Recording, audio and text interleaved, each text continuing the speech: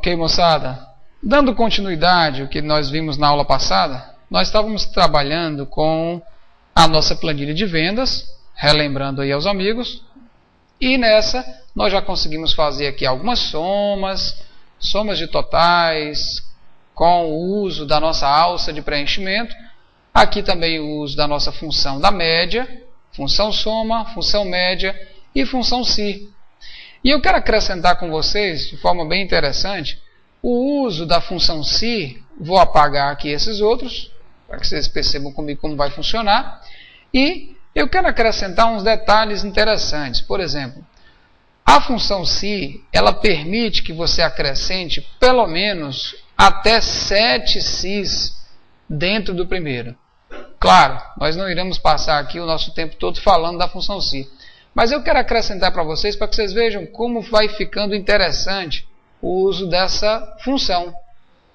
Por exemplo, vamos supor que nessa empresa o grande chefe ou o seu patrão, digamos assim, ele diga que aqueles funcionários, aqueles vendedores que venderam mais do que 8 carros em média, eles estão de parabéns.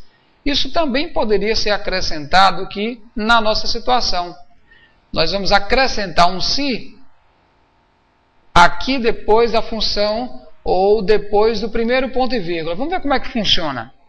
Por exemplo, se H3, que é o endereço da média, for maior do que 6, então, se, olha só ele aparecendo de novo, H3 não precisará utilizar novamente o sinal de igual, porque ele já se encontra nessa parte. Então, se H3 for maior igual a 8, novamente nós teremos aí o ponto e vírgula, falando então. Então, o que vai acontecer? Aparecerá a expressão parabéns. Caso contrário, ele vai aparecer bom. E aí, continuando aqui o nosso trabalho, nós teremos aqui o fechamento. Nós teremos aqui o nosso fechamento do parêntese. Ok? Observem comigo alguns detalhes curiosos. Vamos reeditar aqui. Amigos, a função si foi colocada, aqui novamente a função si. Calma, não tem tanto estresse. Na realidade, um detalhe muito interessante da função si é que todas as vezes a função si ela terá como consequência do nosso teste lógico algo que é verdade do teste lógico e algo que é falso do teste lógico. Nós temos aqui o primeiro si, por exemplo. Igual se H3 maior ou igual a 6. Essa aqui, então, é o nosso primeiro teste lógico. Isso acontecendo, ou seja, isso sendo verdade, então ele entrará na verdade do primeiro teste lógico. Ora, por coincidência, todo o segundo si se encaixa na verdade do primeiro teste lógico. Vamos fazer um teste? Vejam só. Vamos considerar esse valor 7,8, essa média. Como é que o Excel vai se comportar numa situação dessa? Ele vai vir fazendo a leitura. Igual se H3 for maior ou igual a 7. Isso aqui é verdade? Você percebe que sim, que 7,8 é maior do que 6. Então, vai entrar na verdade do primeiro si. A verdade do primeiro si é um novo si, onde ele vai ter um teste lógico também. H3 é maior ou igual a 8? Não. Ou seja, isso aqui é falso. Isso sendo falso, então vai acontecer o quê? Bom. Ou seja, H3 é maior ou igual a 6, mas é menor do que 8. Então ele será bom. Vamos supor essa segunda situação aqui. Vamos copiar? Vamos ver. Se H4 é maior ou igual a 6, isso é falso. Na verdade, 5,8 é menor. Então, ele não vai entrar na parte verdadeira do primeiro si. Ou seja, ele já vem para a situação melhore. Percebeu? Vamos ver uma situação onde eu tenha uma venda muito alta. Vamos acrescentar aqui, por exemplo. O sujeito vendeu 8 gols, vendeu 9 Vectras. Observe que agora ele ficou com parabéns. Ok? Vamos ver como é que funciona? Juntos, olha. A função, aí tem o primeiro teste lógico. H6 é igual ou maior a 6? Sim. Ou seja, 8 é maior do que 6. Então ele vai entrar na segunda condição aqui, na verdade desse teste lógico. A verdade do teste lógico é um outro se. Então, H6 é maior ou igual a 8? Verdade. Isso sendo verdade, ou seja, esse teste lógico sendo verdadeiro, acontecerá o parabéns. Perceberam? Então, todo se tem a sua condição, ou seja, o seu teste lógico, e logo em seguida a verdade do teste lógico e o falso teste lógico. Claro que eu vou parando por aqui, tá? Mas observem que ele vai aceitar aí várias formas de você trabalhar a sua função. Muito bem, meus amigos.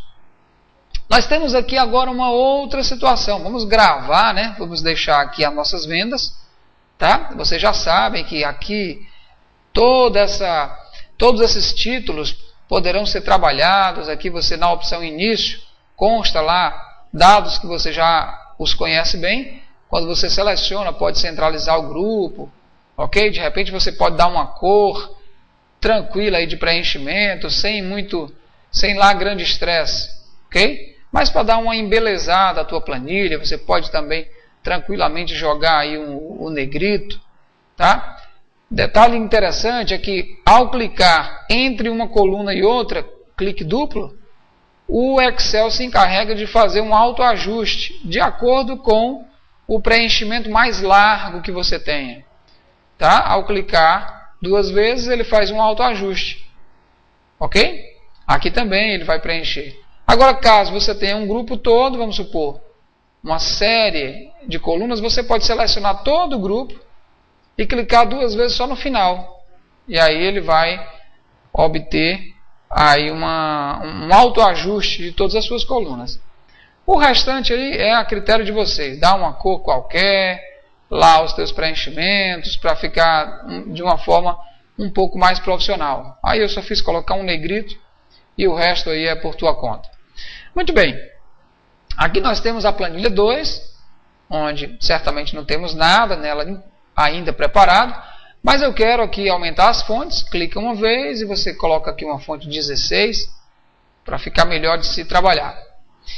Vamos aqui fazer alguns testes. Por exemplo, supondo que eu tenha aqui alguns números, alguns valores, alguns produtos, melhor dizendo, produto A, B, C, D, E, F, G, H, I, J, L, M, N, O, P e aí por diante. E aqui a gente cria um total. Vamos explicar como é que vai funcionar esse total. Aqui a gente vai digitar alguns valores aleatórios. Opa, esse ficou muito grande, né? Mas são valores aleatórios. Independente aí da especificação de cada um. Aqui a gente já sabe, né? Alt igual, vai me permitir uma soma simples. Aqui eu posso fazer tranquilamente opções deixa-me ver. Pronto.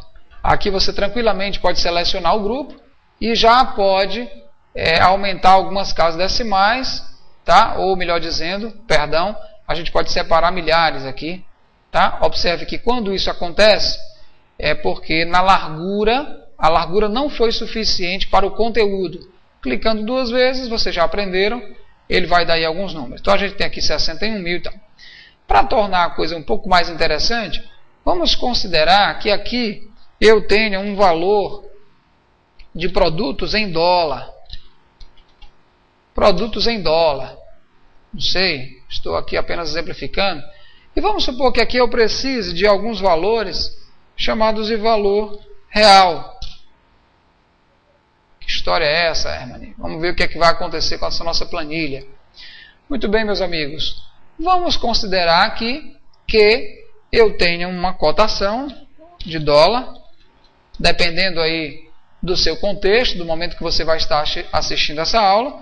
Eu posso colocar aqui, por exemplo, 2,16 como sendo a cotação do dólar de hoje.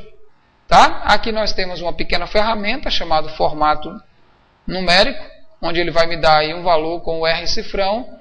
Esse R cifrão pode ser obtido lá no seu painel de controle, é o padrão aqui estabelecido.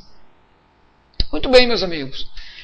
É muito fácil agora, a partir dessa cotação e a partir também desse valor de produtos, considerarmos o valor desse produto A em real. Nós sabemos que basta que você agora multiplique o B2 por H1. Muito bem? Eu apenas estou multiplicando o valor do produto em dólar pela cotação em real.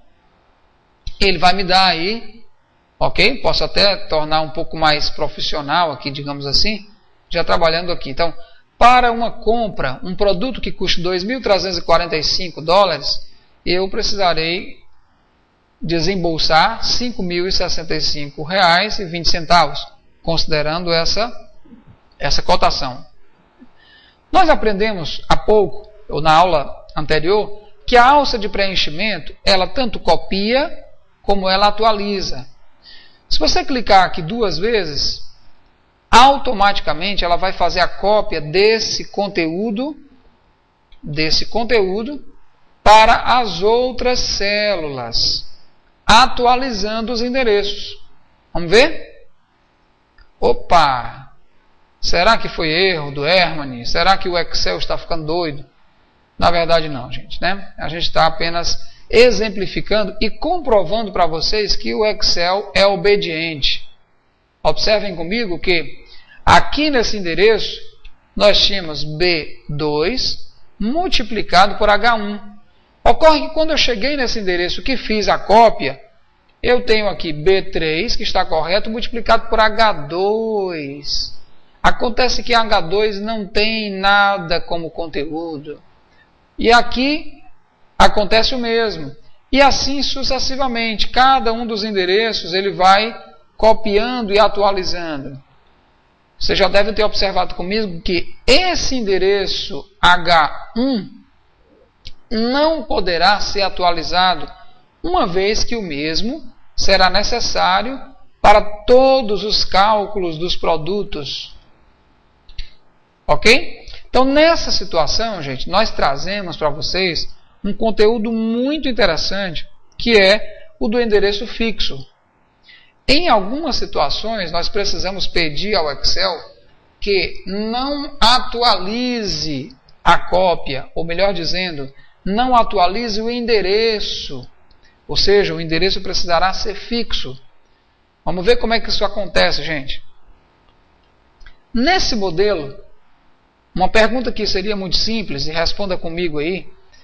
Qual parâmetro eu precisarei fixar? O parâmetro da coluna ou o parâmetro da linha? Respondeu?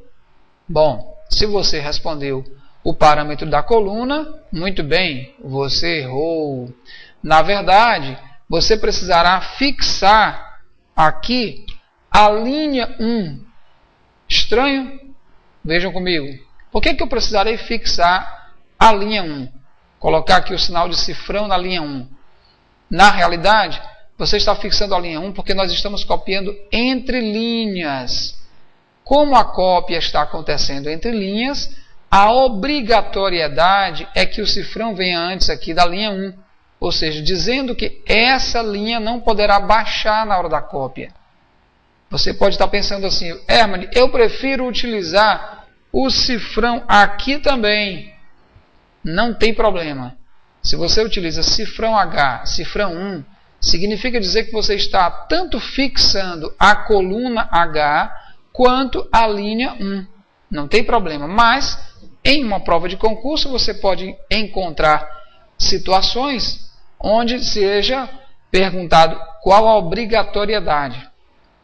Então, cabe a nós trabalharmos aqui a obrigação, ou seja, a obrigação, no caso, é da linha 1.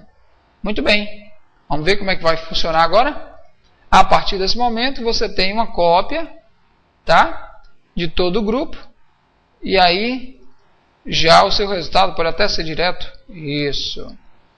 Vejam, para uma compra de 61 mil, vou colocar aqui uma cor, tá? Para uma compra de 61 mil reais, ou perdão, 61 mil dólares, você precisará desembolsar a bagatela de 133.669,44 centavos, ok? De real.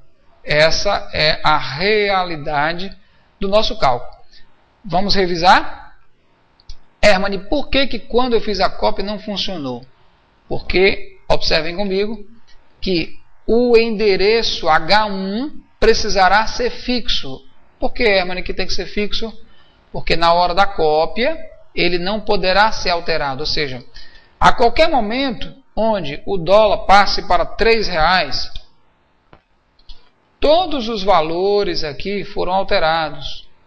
Tá? No momento que ele passar para 1,13, então todos os valores foram alterados. No momento que o dólar ficar R$1, observem que com isso o valor do produto A em dólar ficou igual ao valor em real.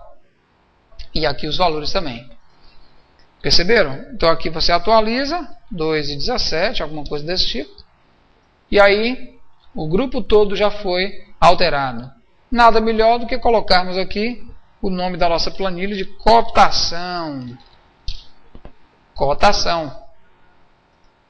Perceberam, gente? Então aqui nós criamos uma situação bem interessante da transformação de células, considerando um valor fixo, um valor que irá ser trabalhado, ou irá ser usado como índice. Poderíamos usar aqui essa expressão de índice. Muito bem, meus amigos. Eu quero apresentar para vocês também aqui uma outra situação que será muito simples, só para entendermos. Por exemplo, a função, o nome dela é função máximo. Na função máximo, nós poderíamos obter o maior número ou maior índice de um determinado grupo. Por exemplo, se eu digo o maior número compreendido entre B2 e C16, ele vai pegar todo o retângulo, vai procurar o maior número daquele grupo e obteve aqui 77.426, tá? Só para você entender melhor, eu vou botar aqui maior, o maior do grupo. Se eu quiser o menor, eu também poderei fazer com a minha função chamada mínimo. A função mínimo permitirá que eu também dê aqui um intervalo. Esse intervalo poderá ser selecionado, além de digitado, poderá ser selecionado. E aí, pressionando Enter, ele vai me dar aí o endereço que corresponde aí a 356, tá? Ele está aqui em B13, onde, repetindo, ele me deu o maior número e aqui ele me deu o menor número dentro daquele intervalo. Ok? Então nós temos aqui mais uma possibilidade.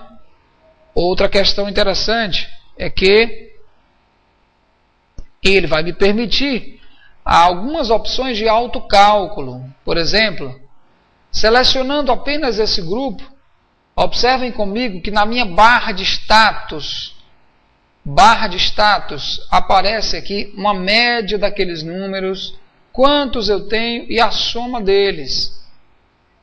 Repetindo, eu tenho aqui a média, eu tenho uma contagem, isso inclusive é um acréscimo que o Office 2007, mais especificamente o Excel 2007 está trazendo, tá? Com o botão direito você pode alternar ou personalizar a sua barra de status, tá? A gente percebe que ela traz aí uma quantidade enorme de opções, mas a princípio lembrem-se desse detalhe, selecionando o grupo todo, ou parte dele, coloquei 2 colunas agora, ele já me deu uma média de tudo que foi selecionado, quantas células aí foram selecionadas, e também a soma de todos eles. Não obrigatoriamente você precisa ficar o tempo todo somando. E essa barra é a barra de status, onde me permite essa visualização. Ok? Na próxima aula nós vamos trabalhar ainda uma outra planilha com alguns dados bem curiosos. Até lá, pessoal!